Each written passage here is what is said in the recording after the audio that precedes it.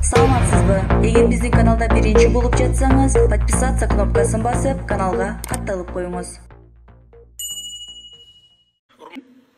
Мегаком компаниясы боюнча дүйнөлүк сотко берген, эл аралык сотко берген компанияны утуп алдык. 297 миллион долларга бизге доо коюп сотко берген. Бул 10 жылдан бери созулуп келатат.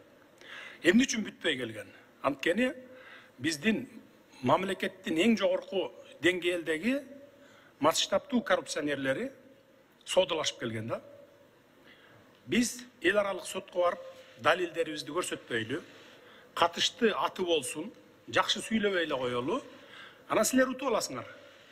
Бирок бул жерде 300 миллион доллар, ошонун жарымын мага баланча шотко которуп бересиң деп соодалашып, келише албай убакыт созуп келген деп айтсам мен жаңылышпаймын да. Биз соодалашкан жокпуз, бирок мына 1 жылга жетпей бүттү, 10 жылда бүтпөй келаткан иш. Мына бүгүн кече күнү утуп алдык. Кумтөр боюнча дагы соттошуп атабыз. Билесиздер аны. Бул боюнча дагы эл аралык соттон утабыз. Анткени эл аралык сотто дагы экологияга, жаратылышыбызга, мөңгүлөрдүн талкаланбашына жүрөгү менен күйүп отурган адамдар отурат ал сотто дагы.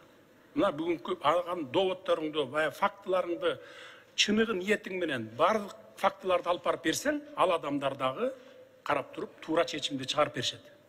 Мына бүгүнкү мисалда Мегаком боюнча. Ошондуктан андан дагы биз утабыз деген бизде толук ишенимибиз бар.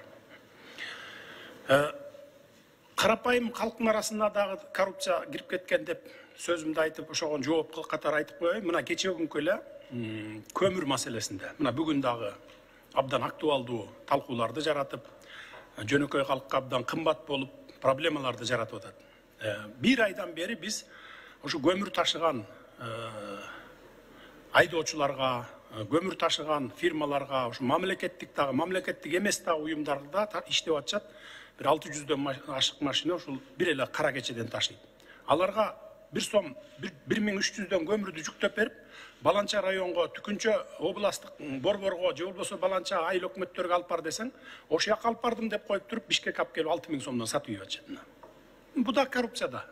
Жөнөкөй карапайым калктын арасындагы коррупция. Анан эмне кылдык биз? Анда Бишкекке өзүбүз колго алалы дагы себестоимость менен сатып Бишкекке туруп алалы, элдин баары ушул жерден алсын дагы. А тигил жанакы коррупция менен заниматься этип аткан адамдар ошол айылдарга, райондун борборлоруна, областтарга жеткизип сатсын деп атабыз. Эми аякта Бишкектегидей баада ала албайт 6000'ден. Эң ашып кетсе бир 3,5-4 миңден сатат деген ушундай бир оюбуз бар да. Мына ушундай күрөшүп атабыз бул жерден.